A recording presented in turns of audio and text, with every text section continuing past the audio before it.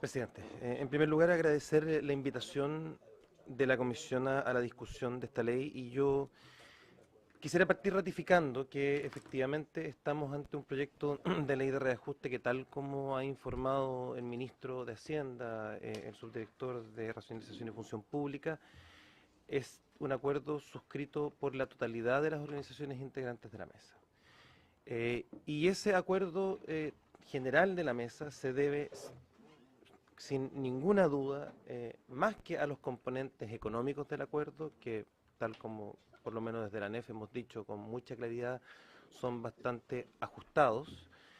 a los componentes laborales que fueron planteados para el desarrollo de una agenda inmediata, de una agenda de mediano plazo, pero muy particularmente respecto de los compromisos asumidos y reflejados en la circular número 21, suscrita por el ministro de Hacienda, don Felipe Larraín, respecto de la renovación de contratas y evidentemente también del proceso de renovación de contratos de honorarios. Eh, Antes de entrar en esa materia en específico, me interesa hacer un par de comentarios generales respecto de los componentes económicos del acuerdo para también exponer alguna posición al respecto.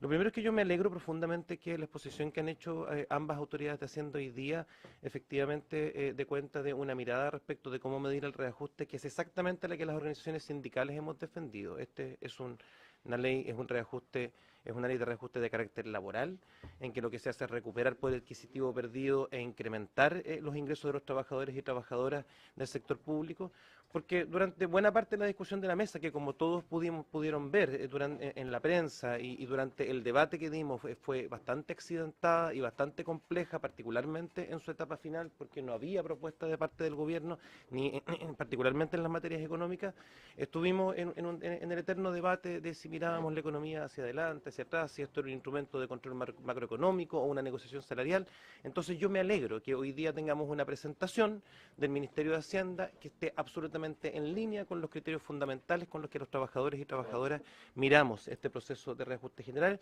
y espero que tengamos la consistencia de que en los próximos años no nos detengamos nuevamente en estos debates bastante estériles a la hora de empezar la discusión. Sin embargo, a mí me parece que es bastante relevante decir, y por eso hemos dicho que este en materia económica es un acuerdo ajustado, que nosotros entendemos que la negociación del sector público, que tal como lo ha dicho el ministro, es la mayor negociación colectiva en nuestro país, con más de 1 millón de trabajadores y trabajadoras que son parte de quienes perciben sus componentes económicos. Es una señal para el conjunto del país y, por tanto, el incremento real de remuneraciones debe ser medido y debe ser cuantificado respecto al crecimiento del país. No tiene mucho sentido comparar el 0,6% de incremento real del año 2017, para poner las cifras más recientes, con una economía que creció al 1,5%, con compararlo con el año 2018, donde el ministro Larraín nos ha entregado reiteradamente las buenas noticias de que las proyecciones de crecimiento de la economía están al alza y están por sobre el 4%. Y eso es un elemento que desde el punto de vista de los formatos de distribución del ingreso en nuestro país son absolutamente relevantes. Mientras los ingresos del mundo laboral, los ingresos de los trabajadores y trabajadoras sigan creciendo por debajo de las tasas de crecimiento del país, vamos a seguir concentrando la realidad económica del país, de nuestra sociedad, y vamos a seguir avanzando, y va a ser imposible avanzar en equidad porque las políticas sociales son insuficientes. Es el componente distributivo y no solo redistributivo el que está en juego. Sin embargo, para nosotros la discusión central y que queremos plantearle a esta comisión tiene que ver con lo que ha gatillado la continuidad de las movilizaciones por parte de nuestras organizaciones afiliadas a la ANEF y por parte de la propia ANEF durante estas últimas semanas, y que se refiere al complejo y grave incumplimiento por parte de múltiples autoridades de gobierno respecto de los acuerdos alcanzados en materia de renovación de contratas. Nosotros hemos catastrado a más de 2.000 despedidos a nivel nacional en la administración pública, pero además están concentrados en una cantidad de ministerios. No es una cifra que sea homogénea entre ministerios. Y además hemos dado cuenta reiteradamente de que se trata de despidos que no se hacen cargo de las instrucciones emitidas en la circular 21 por el ministro de Hacienda. Estamos ante despidos de trabajadores y trabajadoras que, por ejemplo, en el caso del Ministerio de Salud, hay dos compañeras que tienen 36 y 38 años de servicio, una con 57 años y otra con 56 años, y no están siendo reconocidas en el proceso de reconsideración que efectivamente se está llevando de manera absolutamente formal en parte de estos servicios. Hemos identificado como principal foco respecto a estos despidos el Ministerio del Interior. En el Ministerio del Interior y sus servicios dependientes, particularmente el gobierno el servicio de gobierno interior, durante el año ya se ha despedido al 25% de la dotación de ese ministerio. Eso no es una cifra razonable en ningún caso y quiero aclarar que no estamos hablando de personal de confianza, no estamos hablando de personal de gabinete, no estamos hablando de cargos que nombra el presidente de la República o las autoridades de gobierno, sino que estamos hablando de trabajadores de línea que hacen tareas concretas adosadas a la misión institucional y a programas sociales particularmente que se desarrollan en las distintas reparticiones que voy a mencionar. Hay algunas gobernaciones donde se ha despedido a todo el personal. A partir del 1 de enero la única persona que continúa es la autoridad nombrada, el gobernador o gobernadora. Hemos relevado un caso emblemático que es el de la gobernación de San Antonio, donde la gobernadora fue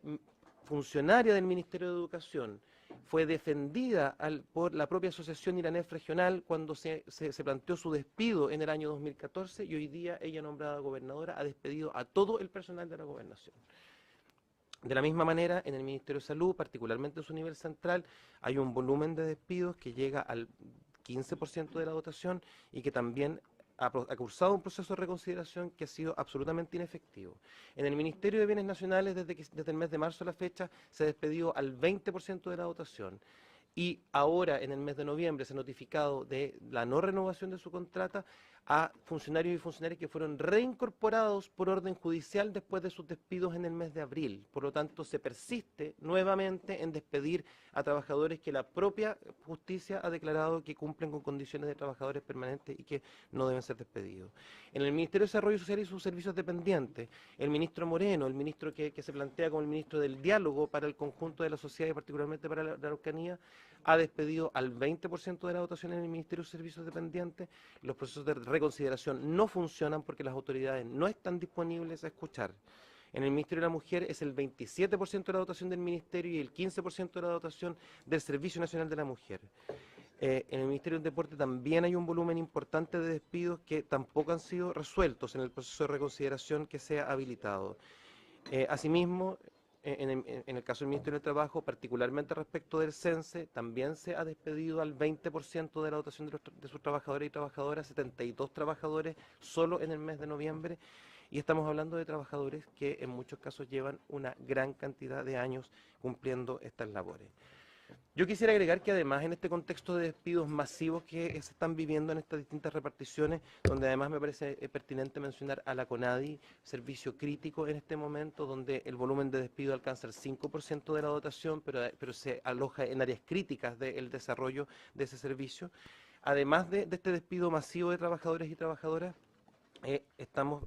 hemos denunciado el que en este marco se están desarrollando una serie de prácticas antisindicales que nosotros no podemos dejar pasar. Hemos denunciado que se ha despedido a 6 dirigentes de sindicatos de trabajadores honorarios que han sido reconocidos como contraparte permanentemente por las autoridades y hoy día en la Subsecretaría de Transporte, en el Ministerio de Educación y en el Ministerio de Desarrollo Social se está despidiendo a dirigentes que efectivamente no cuentan con un fuero legalmente habilitado, pero que han sido reconocidos persistente y permanentemente por las autoridades como contraparte para todos los efectos y hoy día se toman estas medidas respecto de ellos. Quizás el caso más emblemático en términos de estas miradas antisindicales es el de nuestro compañero Julio López, expresidente de la ANEF de Aysén, quien lideró el movimiento social de la región junto con otros dirigentes sociales durante el anterior periodo del presidente Piñera y hoy, quien fuera su compañera en el directorio de la ANEF y hoy día es intendenta de la región, está avalando el despido de Julio López, funcionario del Ministerio del Deporte. Esta es la realidad que nosotros hoy día hemos constatado. Efectivamente, hemos hecho todos los esfuerzos para que los procesos de reconsideración que están en la circular 21 operen. En estos servicios ministerios que he mencionado, lo que ocurre es que efectivamente se instalan pero son absolutamente formales. Hay algunas autoridades que incluso han planteado que como ellos hicieron la revisión y notificaron antes de la publicación de la circular, a ellos no les aplicaría, y nosotros entendemos que lo que aquí hay es un compromiso de gobierno y no un acto administrativo formal. Y por tanto, en este contexto nosotros entendemos que más allá de que hemos suscrito un acuerdo, y nosotros lo que hemos venido a plantear en esta comisión es que nuestra organización, y entendemos que es el mismo criterio del conjunto de la mesa del sector público, hemos suscrito un acuerdo y vamos a requerir su cumplimiento en todos sus componentes, en los componentes económicos, pero particularmente en los componentes laborales que hoy día estamos planteando y que están en discusión. No basta con que haya procesos de reconsideración formal,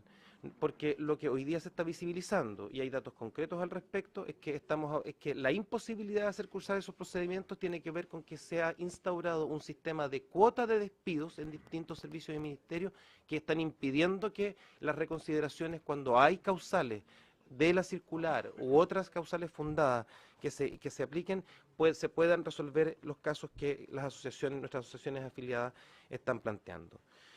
Por tanto, lo que queremos plantearle a la Comisión es que a nosotros nos parece que en tanto no haya un compromiso nítido, acciones concretas, de parte, particularmente desde los dos ministros firmantes de este protocolo de acuerdo, pero entendemos que debe ser de conjunto del gobierno. Nosotros hemos venido a requerirle a esta comisión que se le requiera al gobierno cómo se van a hacer implementaciones para garantizar que los acuerdos en estas materias se verifiquen, y mientras no hayan esas garantías, que no sean solo verbales, y la disposición y la buena voluntad, se rechace el artículo de reajuste general como una señal clara de que se requiere el cumplimiento cabal de los compromisos suscritos. Y también le hemos propuesto a las bancadas de oposición algunas iniciativas que puedan ser incorporadas en esta ley de reajuste, que generen un efectivo control del cumplimiento de los compromisos suscritos con la mesa del sector público, y también respecto de las carencias que hoy día nuestro estatuto administrativo contempla en cuanto a inestabilidad laboral de los funcionarios del Estado. Muchas gracias, presidente. Muchas gracias, Carlos. Ya hice petición, si alguno se suma a votación separada del artículo primero.